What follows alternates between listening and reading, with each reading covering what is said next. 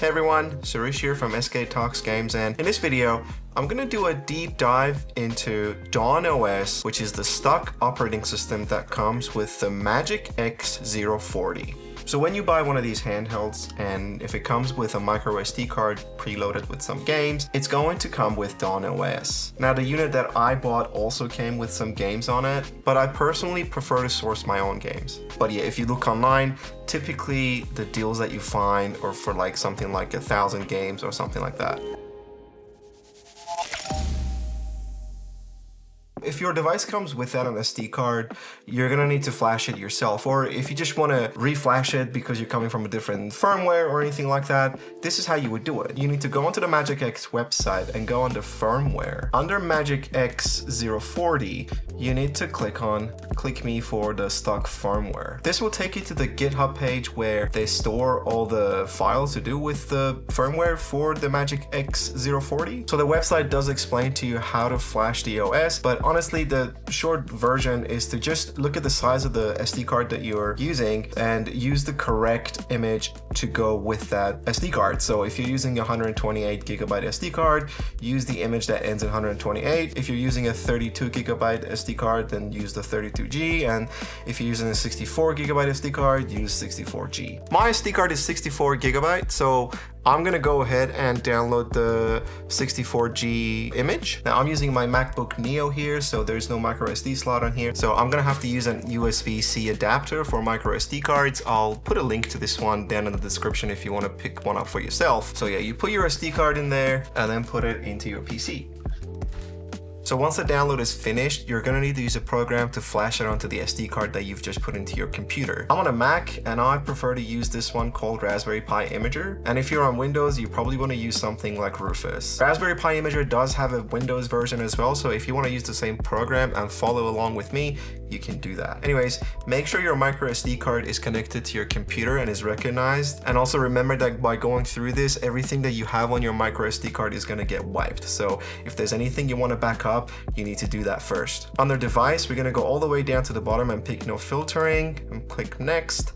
Then under OS, we're gonna go all the way down to the bottom and pick use custom. And then we're gonna pick the image that we just downloaded and open it. Click next. Under storage, you gotta make sure you pick your micro SD card and click next. Make sure to review the summary of everything that you're about to do and then click write. It's gonna tell you that everything's gonna get deleted on the SD card, so if that's all good, click on I understand, erase and write, and then you're probably gonna have to give it permission to actually do what it needs to do. Now, depending on the speed of your SD card and also the USB-C adapter that you're using, this could take something between like 10 minutes to maybe half an hour, so just let it do what it needs to do, and I'm gonna come back once this is done. Okay, this took about an hour, so yeah, just make sure you give it enough time to do what it needs to do. Once you get the right complete page, you can click on finish, and yeah, you can now safely eject your micro SD card and put it into your device. Just make sure to put the micro SD card into the TF1 micro SD slot or internal. And I do recommend connecting it to power when you first boot up the system when you have a fresh OS happening. So I'm just gonna press the power button here. And yeah, once again, you just gotta let it do what it needs to do, and say after 5 or maybe 10 minutes, you'll get into the system. All right, we got Dawn launcher. Yep, so now we're launched into the system. Obviously, there's gonna be no games or anything on it just yet. I'll show you a little bit later how you can add games to this using your Wi-Fi. One thing I will say though, make sure you go into your system settings, set up your Wi-Fi, so go into network and internet. And the reason for that is because the version of this OS that ships on the website that we looked at, the GitHub page, is not the most recent up-to-date version. So you want to connect to the internet, you want to go to the bottom of this settings page, and you want to tap on online update. It's going to say the latest version is 1.04 at the moment. Do you want to do it? Tap A on upgrade now, and again, just give it a few minutes to do what it needs to do, and this shouldn't take too long. I mean, depends on the speed of your internet, but I think generally maybe 5 to 10 minutes. And yeah, I'll come back once this is done as well. Once the download is finished, you're gonna get a question. Is that for security, your tablet is not allowed to install. Just tap on settings and then allow from the source and then go back. And now you can tap on install. App is installed and tap on open. And it's just gonna relaunch everything, and now you should have the most up-to-date version of Dawn OS. When you first power on the system by pressing the power button, you're going to be presented with platforms or systems that you have games on here for. I use the MagicX 040 as a dedicated DS emulator due to the fact that it has this long sort of odd looking display which can be split into 2 screens. You can also use it to play tate or tate, I'm not sure how to say it. Those games where the screen is sort of more vertically aligned. If you're into those types of games too, this would be an excellent device for that. So yeah, the first thing you'll see are going to be the platforms or the systems for which you have games on here. I have 24 items or 24 games for it. So if I tap A on library, I'm going to be able to browse all the games that I've got for Nintendo DS on here. After you launch a few different games, you're going to have access to the next tab here, which is this sort of circular red icon. This one gives you access to the recently played games. So when you go into it, it's not going to show you all the games that you have for that system. It's only going to show you the games that you've recently played. Next to that one, you have settings. And here you can change things like CPU mode. You can choose the emulator core that you're using to play that system with. You can change the overlay, and also you can change the integer scaling for emulation screen. If you notice, a couple of these options will only work if you're using RetroArch cores. Now the core that I prefer to use when playing games on here is the Drastic core. So the overlay selection and integer scaling isn't really going to do anything here for me,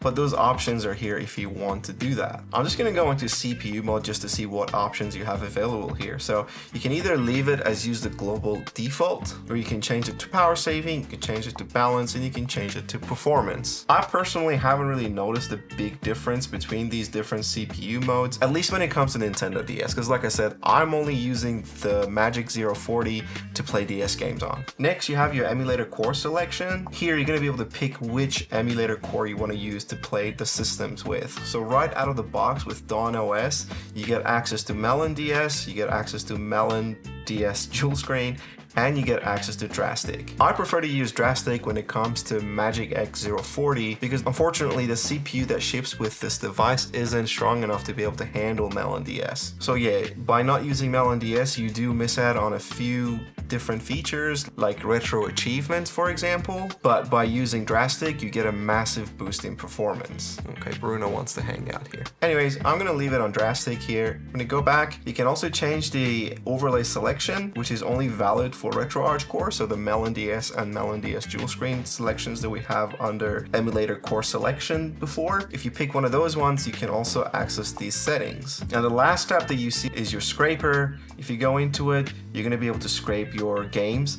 I'll show you how to actually log in and set this up later when we go into the settings page. I'm just going to go into the library and actually show you a few different things that you can do within the library and how you can change some settings individually for each game. So once you're in here, you can obviously press A on a game that you've got selected to start it. You can press X to favorite it. So if I, for example, go to Castlevania Dawn of Sorrow and press X, it's going to be added to my favorites. And then if I go back to the home screen, you can see I've got another tab here with a little red heart next to the library section. If I go in there, I can access all the games that I've favorited. Thanks, Bruno. And then the other thing you can do while you're in the library section is to press Y on the game that you've got selected to change the settings individually specific to that game. So for instance, if you want to leave your Nintendo DS to use the global default setting when it comes to the CPU performance, what you can do is here, go into settings on the main menu here, under Nintendo DS, go to CPU mode and make sure global default is selected. But say you want to change that setting for one game. For instance, if I want to change it for Final Fantasy Crystal Chronicles, I can select that game within the library,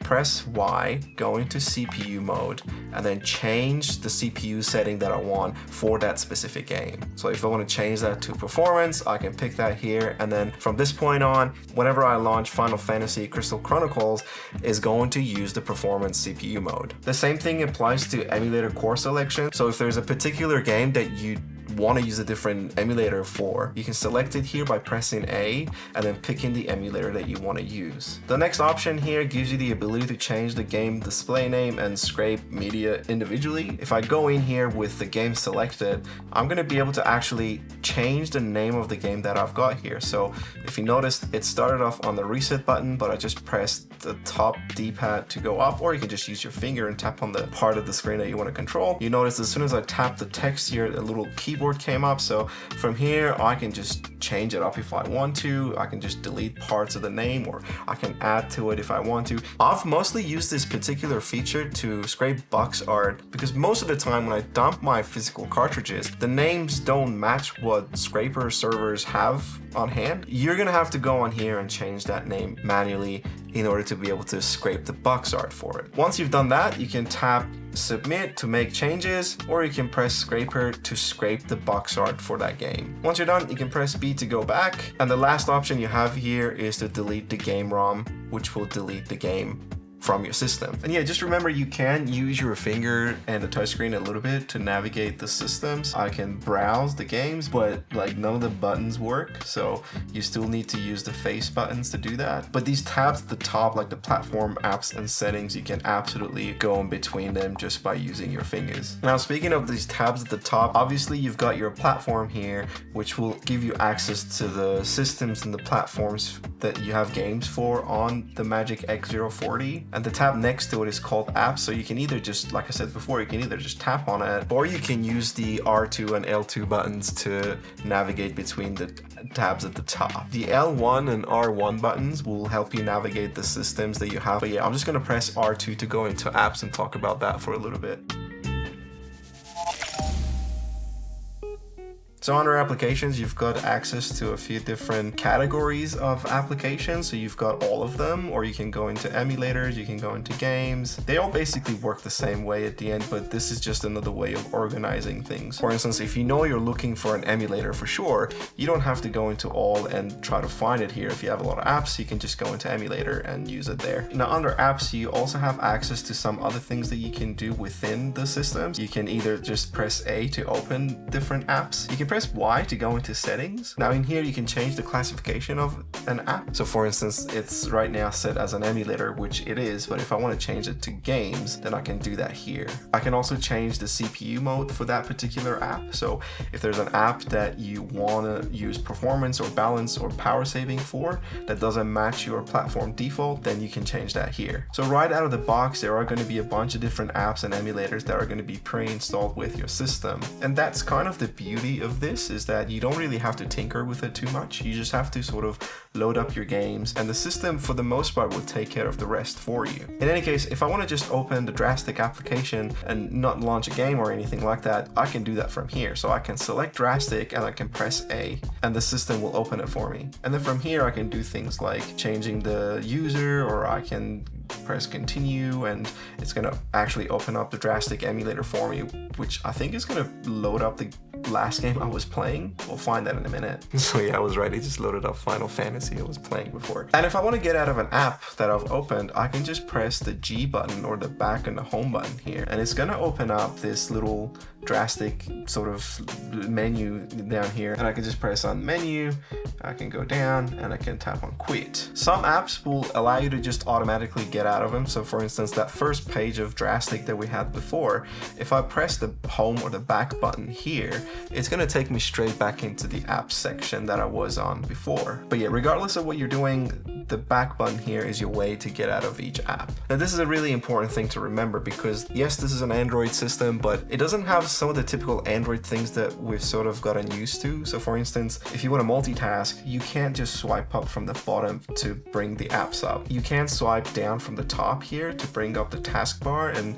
sort of access some of the things that you've got here. But yeah, I mean, your options here are quite limited, so there isn't really much to do. So remember, this G home back Android button is for multitasking, so keep that in mind. And this also comes with a neat little feature that I'll talk about a little bit later. And the last thing is, if I want to uninstall a game here, I can, just select the app that I want to uninstall, and I can press X, and I can then confirm if I want to delete it or not, but I'm not going to delete anything now, so I'll just leave it. Beyond that, this is still an Android system. So for instance, you can see I've got Obtainium installed here. It's not looking very sort of optimized, it doesn't look very good, but it still works. So I can see there's an update for Obtainium, so I I can just tap on that, and I don't know, maybe this update will fix it, so we'll find out. Yeah, it's still kind of buggy, but it does what it needs to do. If you want to change your system settings, there's two ways to go about this. So you can either go into applications, go into tools, and tap on settings, and this will take you into the system settings for Android, so then you can access things like your network and internet and connected devices and your battery and all the rest of it, you know, all the different things that you have access to on a normal Android device. And the other way of accessing the same system settings is by going into settings and then system settings, that's at the very top here. You just press A on that and it will take you back into that. I'm going to press the back button to go back, but I'm just going to spend a little bit more time talking about what you have under settings. Update game list and configuration is for after adding games to your device. Those games aren't going to automatically be shown on their platforms. You actually need to come into settings and tap on update game list and configuration. So it says here, update your game list, theme colors, clear image cache information, platform wallpapers. So really anything to do with the aesthetics of the system, you're going to have to make sure you come here and you tap on update game list and configuration for it to actually take effect. The next option you have here is to clear image cache. So this will clear the image cache on disk and the image cache in memory. If you've been doing a lot of tinkering with your games in terms of the system theme and maybe the scrape arts or whatever, you might want to run this every now and then again just to sort of clear up a bit of space on your device. Now, the next interesting thing that I was going to talk about when it comes to the G button is Game Switcher. This is a feature that we've seen before under Onion OS and some other systems as well. And essentially the way it works is, you know, while I'm in a game, I can just tap and hold on the back button here, and it's going to take me into this Game Switcher menu where the game that I was just playing before is going to be right at the front, and I'm going to have access to the other games that I've been previously playing. So I was playing Cop the Recruit just before. If I go to the right here, you can see Castlevania Dawn of Sorrow is the other game that is sitting in this Game Switcher settings for me. Once I pick a game that I want to jump back into, I can just press A on that, and it's going to take me directly back into that game, directly back into that spot. Not the fastest machine, so it might take a little while, but yeah, just give it a few seconds and it will load up. Now I'm just going to go back into the settings that I was talking about before, and I'll just show you one more time how to get to Game Switcher. Is you just need to press and hold on the G button or the Android back button, and you get presented with this Game Switcher screen, and then from here you press B and you'll get back to where you were before you got into the game. Now Game Switcher by default is set to off, so when you first run the Dawn OS, it's not going to work. If you want to use it, you need to make sure you come into the settings and change this to on. Next section is input. So here you can just do basic test. Essentially you just press the buttons that you see here to make sure everything does what it needs to do. See the G button, just pressing it makes a sound. I don't know why it's doing that, but once you're done here, in order to get out of this test, you just need to press start and select at the same time, and it gets out of it. The other thing you have is front-end launcher hotkey settings. So there's a few different functions here, and you can go in there and change the hotkey that does that thing for you. Now I'm not going to change anything here because honestly I like the way things are set up already. The next section is for themes. Dawn OS comes with some preloaded themes that you can pick from. So if I go into theme color settings, you can see there's almost, I think, about 9 or 10 different themes that you can pick from. So for instance, if I pick, let's say, retro space mage and go back, you can see it's not going to change it straight away. But if I go back up here and do an update game list and configuration, the changes that are made to the theme will actually take effect. I personally prefer the Dark Knight theme that Dawn OS comes with preloaded, so I'm just gonna go back to that one. Now the next thing is platform wallpaper selection. So if you tap on this, you can pick between the platform wallpaper selection options that you have here. So this essentially affects the images that you have as your platform artwork. Now the system comes preloaded with 2 different options for you to pick from. I prefer Dark Knight 2, which again is the selection that was picked for me when I first launched Dawn OS, so I think that's the default setting, but you can pick the one you like. Next you have your CPU performance here. If you remember, previously we talked about your games and your apps and how you can set different sort of individual CPU performance settings for them. them individually. Here, if you want to change the global setting for your CPU mode, this is where you do it. I personally leave it on balance because that has honestly worked really well for me, but you can change it to whatever you want. Next, we've got Screen Scraper. If you want to use the scraper feature on this device, you're gonna need to set it up here. The first part is your account management. So you need to go to the website for Screen Scraper, which I'm gonna link down below. And yeah, once you've made an account, come back here. You can put in your username and password. I've obviously done that already, so I don't need to do that again. But once you've put in your details, this is the screen that you're gonna see. Once you've signed into your account successfully, you can use the second option here, which is scraping all your game media. So if you tap A on here, it's going to start scraping everything that you have on your system. Next, we have some settings for RetroArch, and this specifically is for changing the overlay directory settings. So if you have some third-party overlays that you want to add to RetroArch, this is where you do it. Now, accessing the SD card on Dawn OS is a little bit complicated. I tried using my Windows machine and my MacBook Pro to access the SD cards by directly inserting it into the computer, and I wasn't able to do it. The only way I was able to actually directly access the content of the SD card was by using Linux. You're not completely left stranded. There isn't the way of accessing the contents of the SD card through an FTP service that's run through the device set up completely by Dawn OS. It is okay, like it does what it needs to do, but because the Wi-Fi chip here isn't exactly the fastest, transferring data could take a while, depending on how large your library and your files are. I will talk more about this FTP feature later when we get to it, but I just wanted to give you a heads up that, you know, if you do want to transfer overlays and things onto your device, your best bet is probably to use the FTP service here. In any case, if you want to change the directory for your overlays for RetroArch, all you need to do is go on here and select it and press A, and then you're just going to need to navigate to the folder where you have your overlays. Next, you have some settings for auto save and resume for emulators. If you want to use the auto save resume function with RetroArch cores, then some of the shortcuts are going to change for you. And the explanation is going to be right under the warning here. It says the shortcut key to open RetroArch menu is going to be select and start. And number 2 is the shortcut key to quickly close RetroArch is going to be G. Now, if I turn this off, those settings are going to change. With the autosave and resume function for RetroArch set to off, the shortcut key to open RetroArch menu is going to be G this time, and the shortcut key to quickly close RetroArch is going to be to long press the G key. Now you can change the settings for Drastic as well, but it doesn't matter if you pick off or on, your shortcuts aren't going to change here. Now the next set of tools that we have here is for the library of our games. So the first option here is for selecting the game library directory. So this is where you essentially tell the system where you're storing your games. Now by default, there's going to be path 1, which is going to be the first micro SD card that we inserted when we flashed the OS onto it. But if you want to have more space, you can add another SD card into the second slot here, and then by coming into the settings page, you can tap on add, and then you can navigate to the second SD card and tell it where you want to store those games. And once you do that, the system is actually going to automatically create the directories that you need so that you know where to put your games. Next is custom library sorting, so you can play around with your favorites and recently played games and things like that. And the next settings is arcade name map. Using this setting, you can map all your arcade ROMs to correspond to their names rather than the name of the ROM file. Okay, this is where things get a little bit more interesting. Like I said before, transferring files onto this system is a bit of a pain in the back, but this FTP service that I've got here is actually quite nice and straightforward. For this to work, you're gonna have to grab your laptop or your PC again. You're gonna need to use an FTP client on your laptop or on your PC or Mac or whatever you're using. I'm using a program called FileZilla. It's free to use, doesn't cost you anything,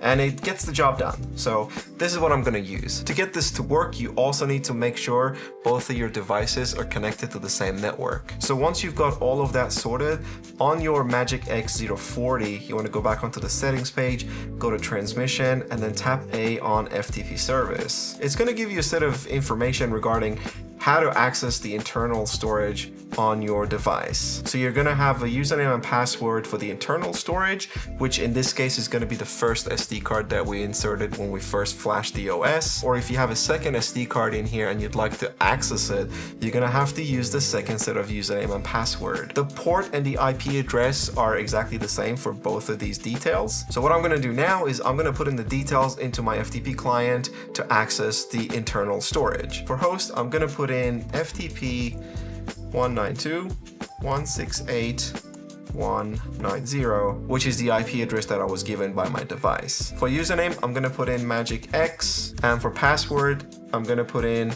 MagicX as well. And for port, make sure you put in 2121. I have found that sometimes this doesn't work the first time I try to connect it to my computer. So what I have found that does help this situation is by actually backing out of this and rebooting the device. So I'm gonna restart it now. All right, it's come back. I'm gonna go back into settings, go down to FTP service, tap A.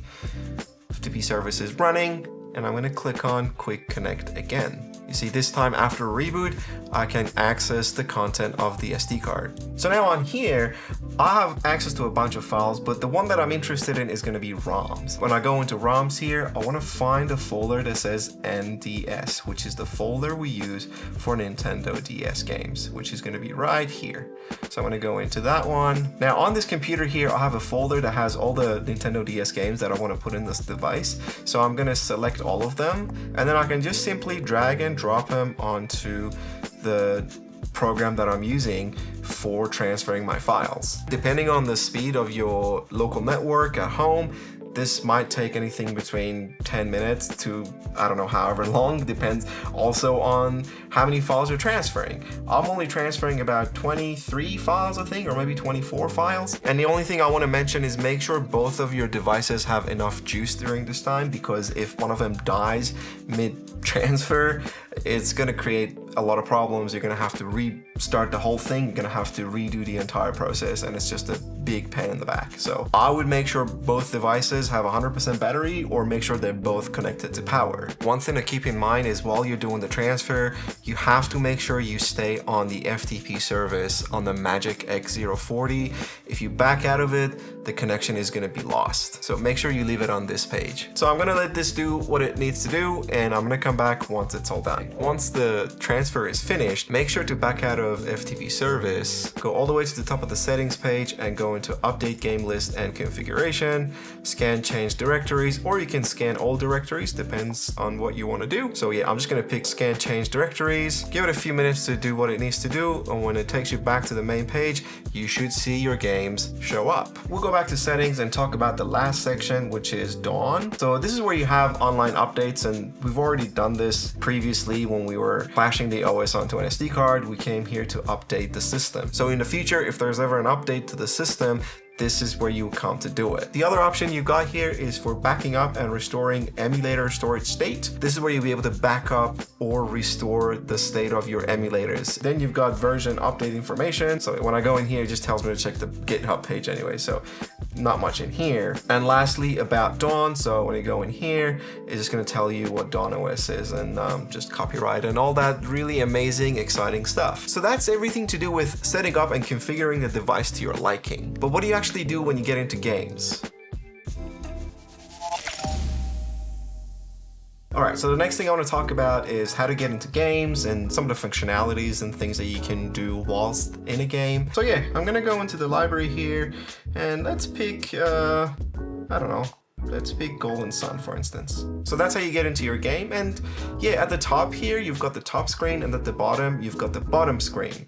Now it says tap the touchscreen to start, so you can just tap the touchscreen here and it will do what it needs to do. Now this is one of those games that's notorious for its long intro, so fast forward is a feature that's going to be very much needed here. And in order to fast forward, you need to press the R2 button. So I'm going to press that, and once you press it, you can see these two arrows come up here to tell you that fast forward is happening. It fast forwards by 200% by default, but once we look into the Drastic options page, I'll show you how to change that. that. So yeah, this is honestly taking way too long. I was initially gonna wait until it gets to the end, and then I was gonna show you the settings, but I just can't wait anymore. So if you want to get into the Drastic settings, you need to press the G button here, and you'll have that familiar looking circular settings page that Drastic has had for many years. In here, you can save your game by tapping the save button on the side here, or you can load it by tapping load. You can change your screens around by using the buttons that you see here. So if I tap on this one, the bottom screen will go to the top and the top screen will go to the bottom. And if I press menu here, I'll get even more settings, and this is what I'm going to talk about here. For the most part, most of these settings are pretty self-explanatory. So change game is for changing your game. If you want to do that, you can use a cheat database if you would like to. Now by default, there are some cheats that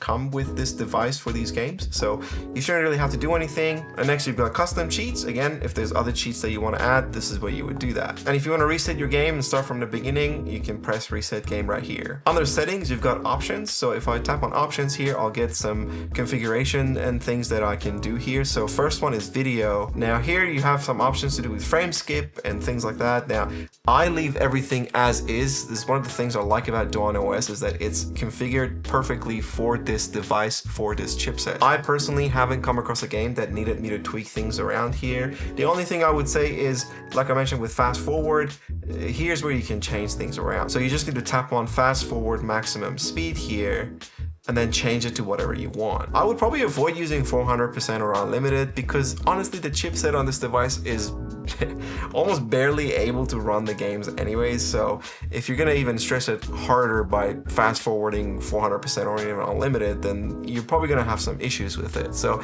I'd say leave it at 200%. If that's too slow for you, change it to 300%. But beyond that, try it at your own risk. You can show the fast forward indicator, which I find helpful, so I'm gonna leave that. You can change the video filter here as well. I personally like linear. If there was LCD 3X, I would probably pick that one as well, but it's not here, so I'm just gonna leave it on linear. The next set of options are audio settings. Again, pretty self-explanatory, so we're gonna just leave it there and go back. There's virtual gamepad and external controller. These are all pretty self-explanatory, so I'm gonna skip them and go into general. On the general, you can decide if you want to show FPS and if you want to have a transparent FPS display or not. I tend to keep it just because I'm doing a lot of testing right now on this device and I want to see how it performs with different games. The landscape layout rotation is set to auto, which is probably what you want to leave it at because of the weird orientation of the display on this device. Now autosave is set to disabled here, and you can change that if you want to, which means, like, you know, if you pause the game or if you suspend the game, it will automatically make the save. Or if you want to maybe make it save state every 5 minutes, 15 or 30 minutes, you can do that. I'm actually gonna leave it as is because I tend to use the game switcher feature a lot on this device, and I find that that actually helps a lot with getting back into games where I left off. The rest of them, resume last save when starting from shortcut, and everything else is again pretty self-explanatory. I wouldn't want to mess anything up here, so I would probably leave it as is. You also have the option to directly upload your saves to Google Drive if you want to. Next, you have system. So under here, you can change the name of your system. I know with Drastic, every device comes with Dr. Drastic as the normal name for the device. So if you want to change that stuff, your birthday and all that stuff, this is where you would do it. There's also some settings for using system time for RTC. I think that's mostly useful for Pokemon games, but I don't know. I've never really felt the need to try this, so I've left it alone. And lastly, under advanced, there's some other options here. I, again, personally haven't felt the need to change anything here, so I personally would leave it as is, but you can look around here and change it if you wish. Now let's say I'm done playing the game that I'm playing. There's a few ways of going about this. You could just press the power button, which will put the device into a sleep state, and you can see the blue light here is on, but after a few minutes that actually is going to turn off, which it did just now. Now this device is in a deep sleep state, which means if I press the power button again, is going to take me back into the game straight away. I've personally found that this doesn't take too much battery when it's in that deep sleep state. It's been pretty safe for me to use it. Another way of getting out of a Nintendo DS game on this device is by pressing the G button here, which again will take you back into that Drastic menu. You can press menu here, go all the way down to the bottom and tap on quit, which will take you into the game switcher mode that I was talking about before. And then lastly, my favorite way of getting out of games on this system system is by actually holding the G button here, which will automatically take you into Game Switcher. From here, I can just jump back and forth between the games that I've been recently playing very easily. And the beauty of it, if you set things up the way I have, is that you can just jump back straight into the spot you were at. So in Spirit Tracks, if I go into it, it's going to take me directly back to the spot I was at before I exited the game. That's what the experience on the MagicX Zero 40 has been like for me so far. Dawn OS in particular is a very simple system to use. My experience with other devices and their stock OS when it comes to gaming handhelds hasn't always been the best. I'm a big advocate for using custom firmware when it comes to these devices, but I have to say, every now and then again you come across a stock OS that honestly just works and doesn't really require much tinkering. I love it when I come across a device and a system like that because it just creates that console-like experience, which means I can just focus on playing games and not have to tinker with it too much. So that's everything I wanted to talk about when it comes to the MagicX Zero 40 running Dawn OS. I hope you found this video helpful. If that's the case, please make sure you give the video a like and maybe consider subscribing to the channel for future videos like this. Thanks again for watching, and I'll see you in the next one.